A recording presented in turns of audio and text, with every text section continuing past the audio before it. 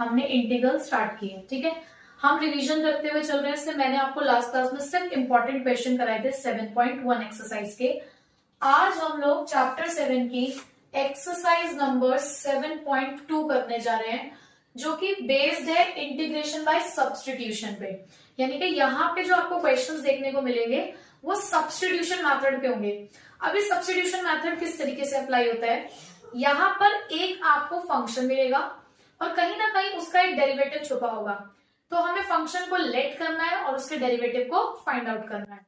तो मैंने बहुत ही सबसे पहला क्वेश्चन, बेसिक क्वेश्चन निकाला है, जिससे आपको ये पता चलेगा कि किस तरीके से इंटीग्रेशन बाय सब्स्टिट्यूशन किया जाता है। ठीक है, तो देखो जरा सॉल्यूशन कैसे करते हैं। देखो आपके पास फंक्शन है 2x upon 1 plus x square. क्या आपके पास इसका डायरेक्ट इंटीग्रेशन करने का कोई तरीका है? क्या आपको पता है कि पी बाई क्यू की फॉर्म में इंटीग्रेशन कैसे होता है?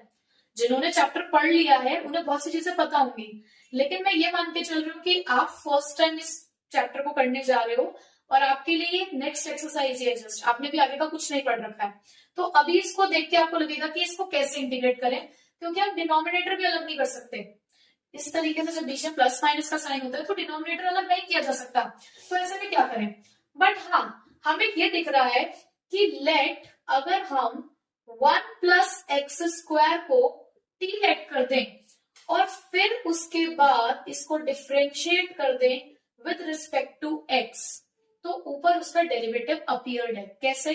जैसे 1 का डेरिवेटिव होता है 0 और एक्स स्क्वायर का डेरिवेटिव होता है 2x, और t क्योंकि हमारे लिए अनदर वेरिएबल हो गया और x के रिस्पेक्ट में करोगे तो इसका डेरिवेटिव हुआ dt बाय dx। तो आपने क्या करना है, dx को ले जाना है उधर और dt को यहीं पर ही छोड़ देना है। नीचे फंक्शन था, ऊपर उसका डेरिवेटिव था, तो मैंने नीचे वाले को फंक्शन को टी लेट किया और मुझे ऊपर उसका डेरिवेटिव अपीयर्ड हो गया। अब आपने क्या करना है, सब्स्टिट्यूट। आपने नीचे वाले को क्या लेट किया है, t, और 2x dx की वैल्यू आपके पास क्या आ गई है, dt। यानी कि आपका फंक्शन हो चुका है 1 अपॉन में t, और 1 अपॉन में t का इंटीग्रेशन होता है log t, क्योंकि याद करो 1 अपॉन x का इंटीग्रेशन क्या होता है, log x plus c। Likewise यहाँ पर 1 अपॉन t का इंटीग्रेशन क्या हुआ, log t प्लस c। बस लास्ट में आप लोग बिल्कुल भी ये मत भूलना कि आपको ने t को जो लेट किया था उसे आपको ओरिजिनल फॉर्म में कन्वर्ट करना है। तो आप यहाँ लिख दोगे 1 plus x square again plus c, ये आ गया आपका फाइनल आंसर। तो इस तरीके से सब्स्टिट्यूशन मेथड अप्लाई किया जाता है, जहां पर एक फंक्शन होता है और कहीं ना कहीं क्वेश्चन में उसका डेरिवेटिव अपीयर होता है। नेक्स्ट क्वेश्चन है third, 1 upon x plus x log x. अब अगर इस तरीके से हम क्वेश्चन को देखें तो हमें कुछ भी समझ नहीं आ रहा है कि क्या फंक्शन है और क्या उसका डेरिवेटिव है, तो हमेशा ना क्वेश्चन को सिंप्लीफाई करने की कोशिश करनी चाहिए, कुछ ना कुछ सॉल्यूशन जरूर निकलता है। मुझे यहाँ पर ये दिख रहा है कि ये x ना दोनों तरफ कॉमन है, तो ऐसा करते हैं x को क्यों ना यहाँ से कॉमन निकाले, कुछ ना कुछ तो जरूर निकलेगा। तो जब मैंने यहाँ से x को कॉमन निकाला तो ये बचा 1 प्लस लॉग एक्स। अब log x का और 1 अपॉन एक्स का एक रिलेशन होता है कि log x का जो डेरिवेटिव होता है वो 1 अपॉन एक्स होता है। ठीक है, तो हम यहाँ पर हमें सब्स्टिट्यूशन के लिए मिल गया कि हमें क्या करना है, हमें इस पूरे को टी लेट करना है। 1 plus log x is equals to t. Now differentiate this with respect to x. तो 1 का डेरिवेटिव 0 और log x का 1 अपॉन x और t का dt by dx।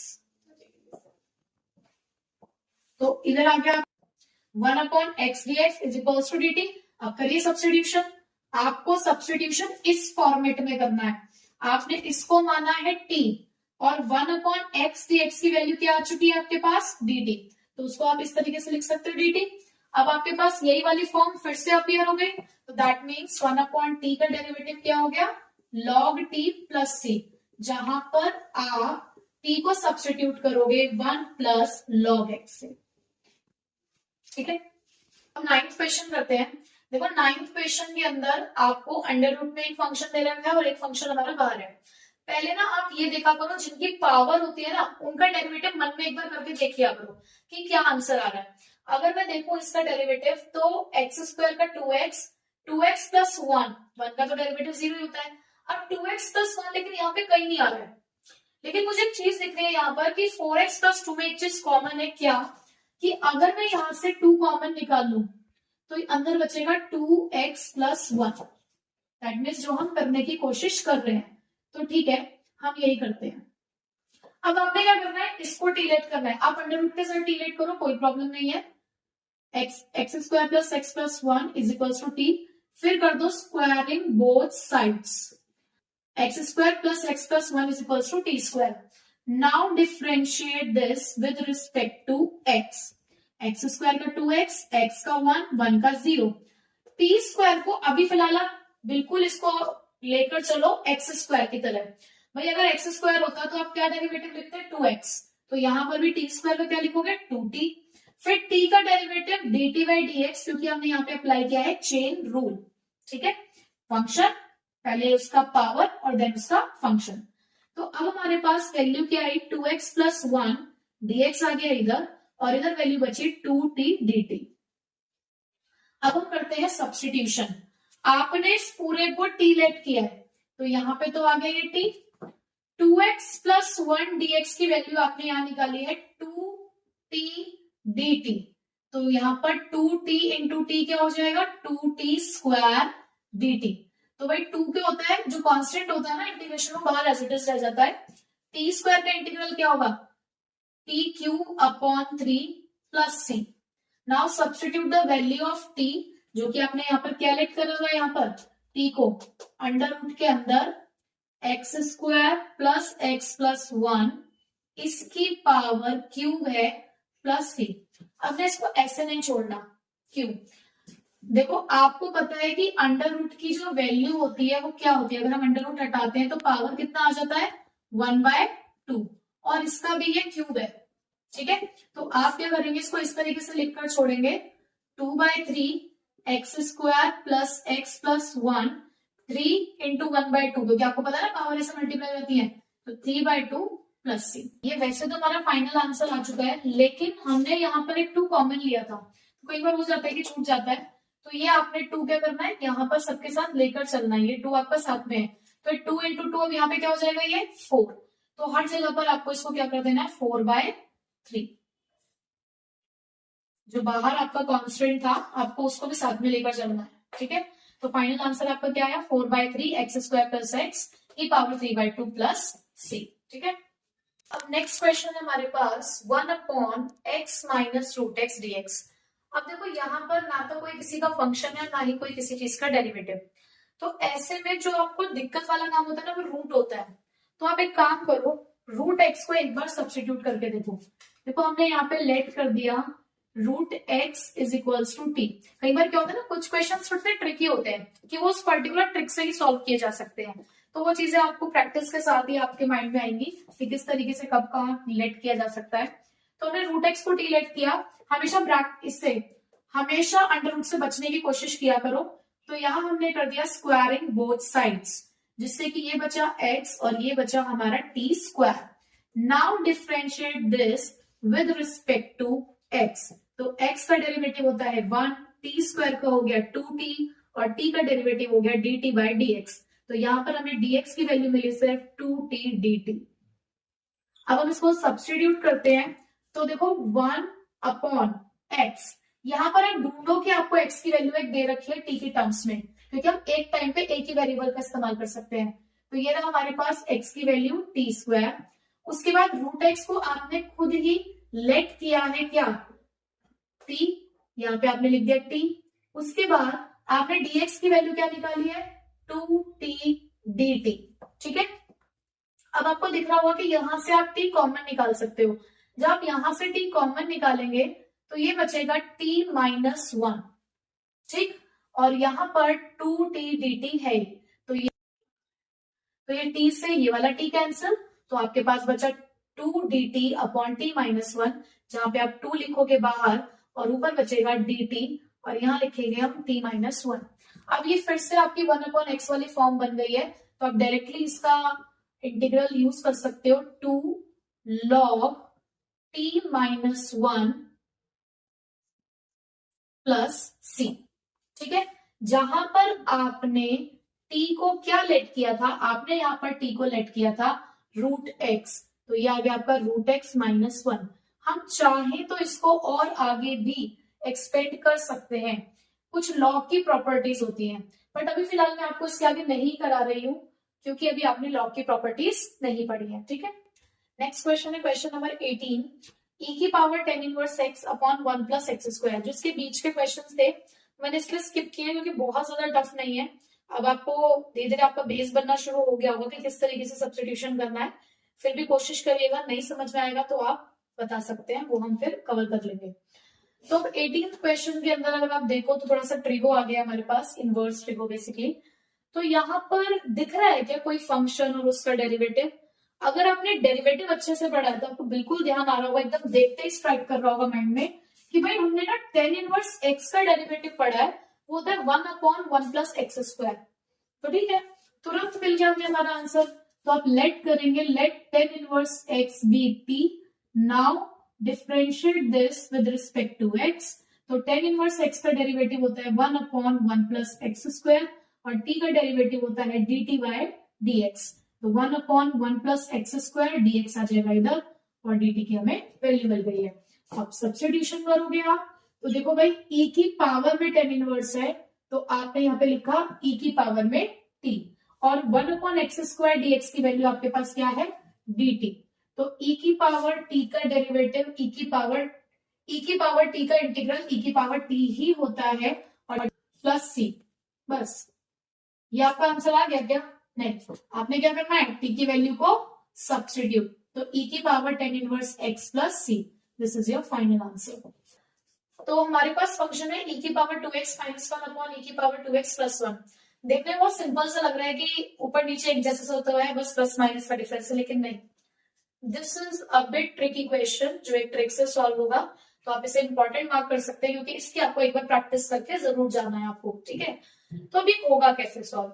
देखो अगर मैं नीचे वाले को टी लेट कर भी देती हूँ, ठीक है, तो e की पावर 2x का e की पावर 2x डेरिवेटिव और 2x का 2, 1 का हो गया 0, यानी कि मेरे पास बचेगा e की power 2x dx is equals to dt।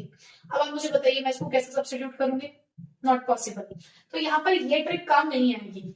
अब यहाँ पर आपको क्या करना है, जब भी कभी आपको न्यूमरेटर और डिनोमिनेटर के अंदर ये e के फंक्शंस दिखे तो आप कोशिश करो कि यहां भी हम e का फंक्शन बना लें। अब वो कैसे होगा? आपने क्या करना है, डिवाइड करना है न्यूमरेटर एंड डिनोमिनेटर को बाय किससे डिवाइड करें? आप पहले यहां देखो कि e की पावर में जो एंगल है वो क्या है 2x। आप उस एंगल को डिवाइड करेंगे 2 से हमेशा। अगर ये 3x होता तो भी इसे 2 से ही डिवाइड करते, अगर ये 4x होता तो भी 2 से डिवाइड करते। ठीक है, तो आपने क्या करना है, इस फंक्शन को डिवाइड करना है न्यूमरेटर एंड डिनोमिनेटर को बाय e की पावर x।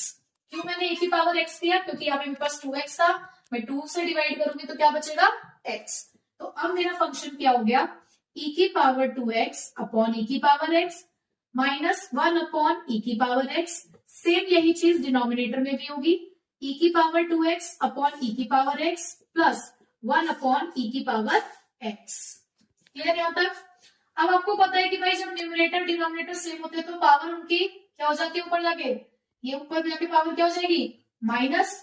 तो क्या बचेगा हमारे पास फंक्शन 2x माइनस x, क्या बचेगा सिर्फ x। तो ये हो गया e की पावर x, और इसको अगर मैं ऊपर लेके जाऊंगी तो पावर क्या हो जाएगी माइनस। अपॉन में सेम काम यहां पर भी होगा, e की पावर x प्लस e की पावर माइनस x। अब ये आपके लिए फंक्शन कड़वे करेले से लड्डू बन चुका है। ये एक मेन पॉइंट था जो समझने वाला था। अब हमने इसको कन्वर्ट कर दिया बहुत बढ़िया वाले फॉर्म में। नीचे वाले को टी लेट करो, ऊपर उसका डेरिवेटिव है। देखो जरा, लेट ex प्लस e की पावर माइनस x को टी लेट किया, e की पावर x का डेरिवेटिव e की पावर x, e की पावर माइनस x का डेरिवेटिव e की पावर माइनस x, लेकिन माइनस x का डेरिवेटिव माइनस 1, तो यहाँ पर आपका बीच में माइनस का साइन आ गया, और t का डेरिवेटिव dt बाय dx। तो भैया हमारे पास अब ये क्या बचा, dx is equals to dt। देखिए अब जरा बिल्कुल फॉर्म अपियर हो गई ऊपर वाली। तो देखो इस ऊपर वाले की वैल्यू है हमारे पास dt, नीचे वाले को लेट किया आपने t, तो 1 अपॉन टी का integral log t plus c। तो log t की वैल्यू आपने क्या रखी हुई थी यहाँ पे e की पावर x प्लस e की power minus x plus c. This is your final answer. तो ये ट्रिक है जो एक्सपोनेंशियल फंक्शन पे आप यूज करोगे. जस्ट नेक्स्ट जो 20th क्वेश्चन है वो सेम यही है. यहाँ पर उन्होंने खुद ही e की पावर -2x दे रखा है, तो वहां ये काम आपको करना ही नहीं है, डायरेक्टली आपको आंसर यहां से करना है. ठीक है.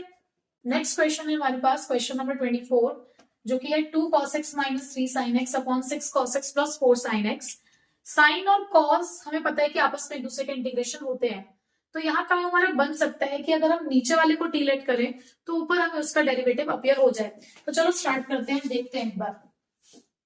तो हमने लेट किया यहाँ पे late 6 cos x plus 4 sin x is equals to t.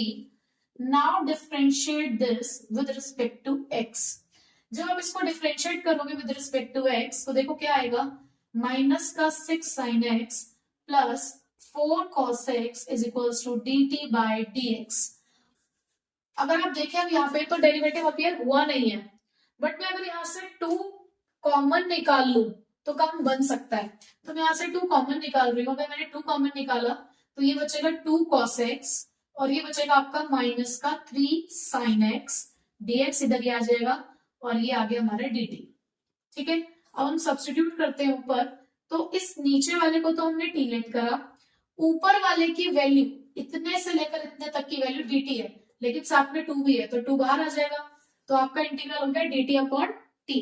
तो अब यहाँ पे अगर आप इसका इंटीग्रल करोगे तो ये आ जाएगा आपका 2 log t प्लस c, जहां पर t की वैल्यू आप पुट कर सकते हैं क्या, 6 cos x plus 4 sin x plus c. Final answer. ठीक है.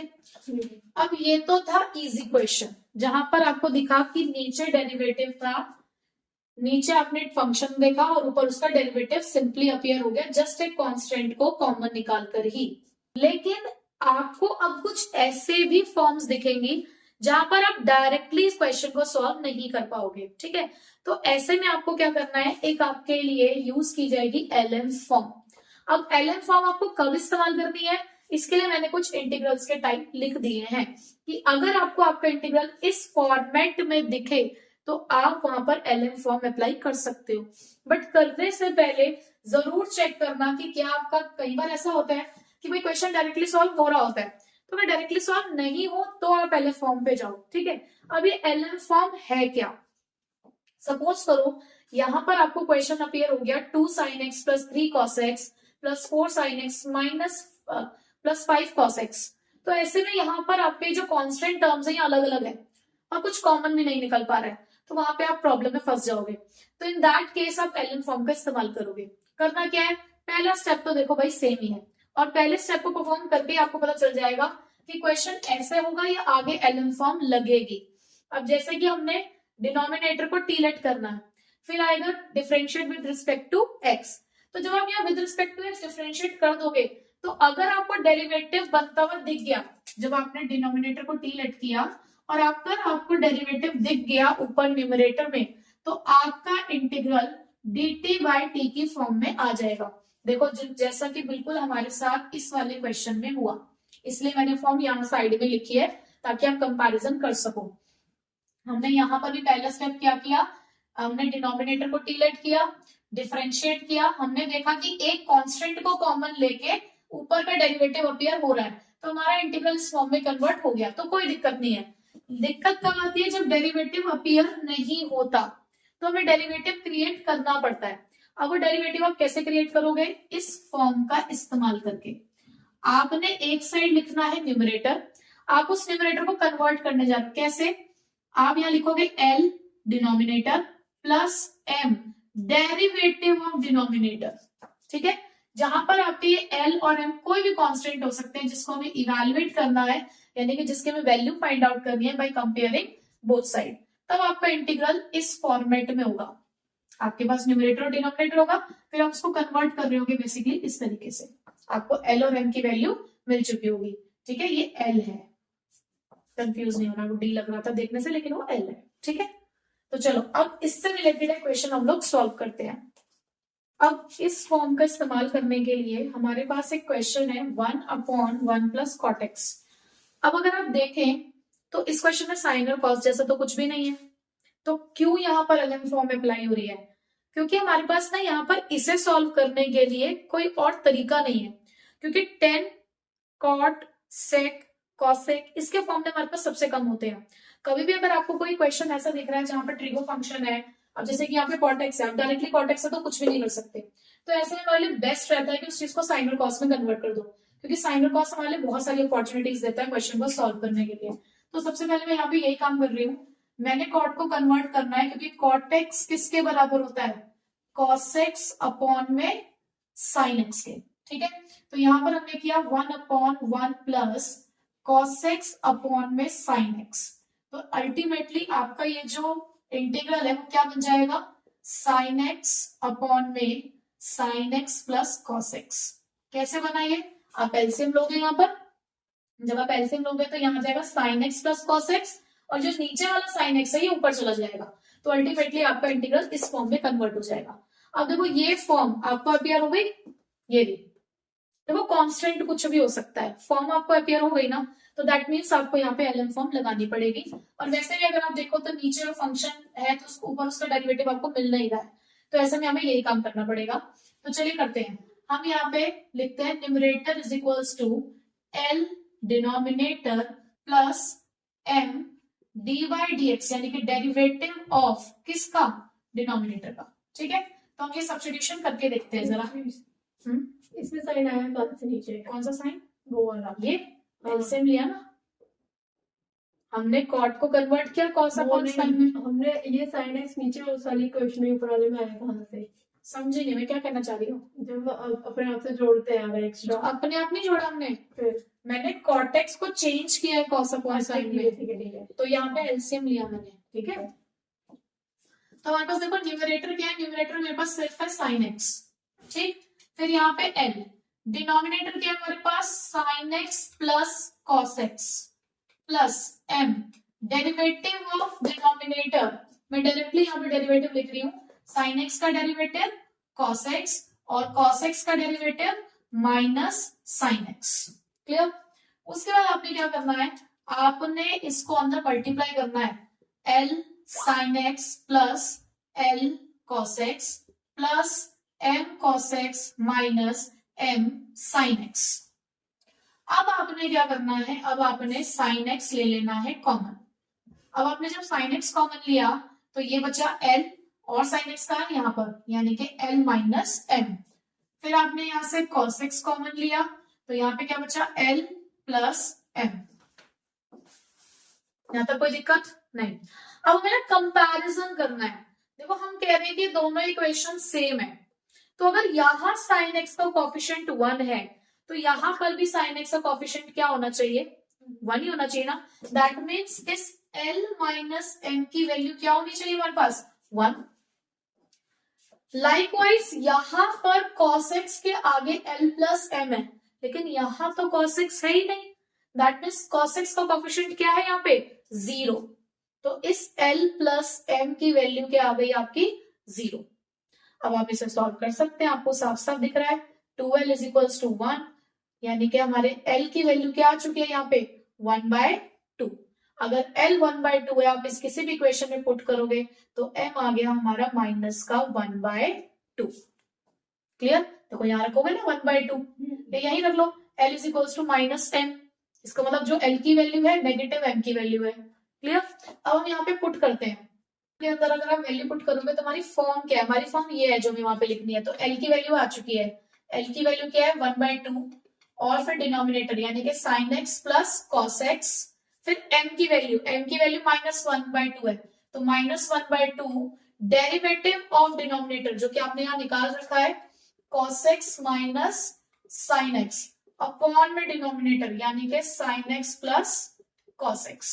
ठीक है, अब आप डिनोमिनेटर्स अलग अलग कर दो, जब आप डिनोमिनेटर्स अलग अलग करोगे तो आपके पास दो इंटीग्रल आएंगे, 1/2 sine x plus cos x upon में sine x plus cos x minus 1/2 cos x minus sine x upon में sine x plus cos x dx. ठीक है, अब अगर आप देखें तो यहाँ तो ये दोनों सेम हो गए तो कट गए, लेकिन यहाँ पर अभी भी प्रॉब्लम अराइज है, बट कोई प्रॉब्लम अराइज नहीं है। आप नीचे वाले को टी लेट करो, ऊपर उसका डेरिवेटिव है, तो वहां अभी भी आपको सोल्यूशन करना है। तो ऐसा करो, ये आपका I1 है और ये आपका I2 हो गया। पहले आप I2 की वैल्यू निकाल लो अलग से एक बार, cos x minus sine x upon में sine x plus cos x। तो आपने लेट करना है sine x plus cos x को t। Now differentiate this with respect to x, तो ये आ गया आपका cos x minus sine x, और t का डेरिवेटिव dt बाई dx होता है, आपको पता ही है। तो dx इधर आ गया और dt यहां रह गया है। तब आपका ये इंटीग्रल किस फॉर्म में कन्वर्ट हो गया है, dt अपॉन t, क्योंकि नीचे वाले को आपने t लेट किया था, ऊपर उसका डेरिवेटिव था। अब इसको अगर आप इंटीग्रल करोगे तो ये क्या आ जाएगा आपका log t plus c। Put कर दो जरा यहाँ पर। अब I1 का अगर आप डेरिवेटिव करो तो I1 में बचा था 1, और 1 का इंटीग्रल क्या होता है x। I2 का आपका log t आ चुका है, और जहां पर आपको t की वैल्यू पुट करनी है जस्ट, जो कि आपने क्या लेट करी है sin x plus cos x। तो ये आ गया आपका फाइनल आंसर, जहां पर हमने नॉर्मल सब्स्टिट्यूशन भी यूज किया प्लस LM फॉर्म भी यूज किया। And this is a very important question from examination point of view, for your pre boards point of view. ठीक है, तो बिल्कुल इसको प्रैक्टिस करके जाना है। अब देखो, जैसे मैंने आपको क्वेश्चन नंबर 32 कराया है, बिल्कुल वैसा ही क्वेश्चन है क्वेश्चन नंबर 33, बस उसमें क्या है 1/1 माइनस 10x। तो आपने ऐसे ही सॉल्व करना है, साइन और कॉस में कन्वर्ट करो, सेम LM फॉर्म बनेगी, एक सब्स्टिट्यूशन से होगा नॉर्मल, और आपका क्वेश्चन सॉल्व। तो एक प्रैक्टिस हो जाएगी आपकी। तो आपने क्वेश्चन नंबर 33 एक बार खुद सॉल्व करना है, ठीक है।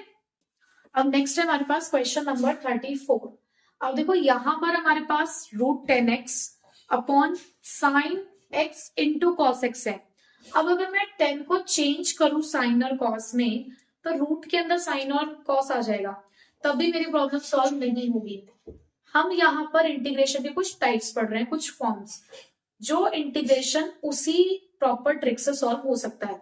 तो हमारे पास इस इंटीग्रेशन को सॉल्व करने की भी एक फॉर्म है, कि अगर आपको आपका इंटीग्रेशन इस फॉर्म में दिखता है, यानी कि डिनोमिनेटर में साइन और कॉस मल्टीप्लाई में है और उनकी कुछ पावर है, पावर जरूरी नहीं कि अलग हो, पावर सेम भी हो सकती है, simple sine x cos x है, या sine square x plus cos square x है, या sine square x plus cos cube x है।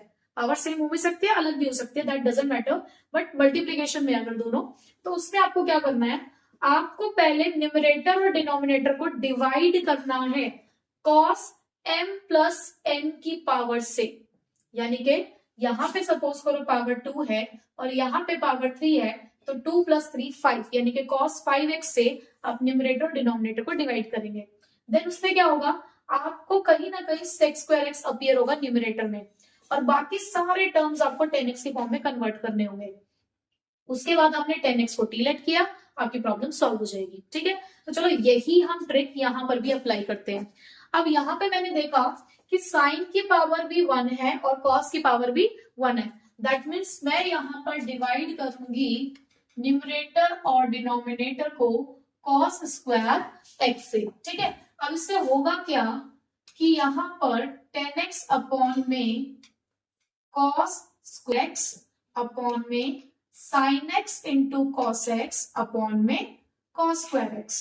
ठीक है, अब एक पावर से एक कॉस एक्स कैंसिल हो गया, ऊपर 1 अपॉन कॉस स्क्वायर एक्स को हम किस में कन्वर्ट कर सकते हैं भाई, सेक स्क्वायर एक्स बन गया ना, 1 अपॉन कॉस क्योंकि सेक होता है, और √10x आप एज इट इज रहने दो। फिर उसके बाद साइन अपॉन कॉस क्या होता है, 10 होता है। तो देखो, जो वो कह रहे थे वो हो गया ना, तो हमें यहाँ पे क्या करना है, अब let 10x is equals to t। Now differentiate this with respect to x। तो 10x का डेरिवेटिव होता है sec square x is equals to dt by dx। तो यहां पर हमारे पास बचा, ये फॉर्म हमारी कन्वर्ट हो चुकी है। अब हम पुट कर देते हैं। देखो, इस पूरे की वैल्यू यानी कि दिस और दिस, इसकी वैल्यू क्या है, सिंपल dt। 10x को आपने t लेट किया, यानी कि ये √t हो गया, आपने नीचे वाले को भी t लेट किया हुआ है। ठीक है, अब देखो, आप यहाँ पर इस t की पावर को क्या कर सकते हो, t की पावर को क्या लिखोगे 1/2, और नीचे तो t हमारे पास है ही, तो अब ये ऊपर जाके पावर माइनस हो जाती है, तो हमारे पास t की पावर -1/2 क्या बचेगा, t की पावर -1/2। अब आपको ही पता है कि किसका इंटीग्रल हम कैसे करते हैं, t is equals to -1/2 + 1 upon में -1/2 + 1, क्योंकि पावर में 1 प्लस हो जाता है, तो ये क्या बचेगा, t की power 1/2 upon 1/2 plus c। Any problem नहीं। अब उसके बाद ये जो आपका t की पावर 1/2 बचा, इसको आप √t लिख सकते हो, और ये जो आपका 1/2 है ये यहाँ पे जाके ऊपर आ जाएगा और ये हो जाएगा आपका +c। अब जस्ट आपको t की वैल्यू रखनी है जिसको आपने 10x लेट किया था, तो ये आ गया आपका फाइनल आंसर। ठीक है, ठीक है ना। तो बहुत इजी हो जाता है, अगर आपको फॉर्म पहचाननी आ गई तो आप बहुत इजीली कर सकते हो, वरना देखो आप सोचते जा रहे थे कि इसमें करना क्या है। ठीक है, तो ये प्रैक्टिस से ही आपको होगा, जितनी ज्यादा प्रैक्टिस करोगे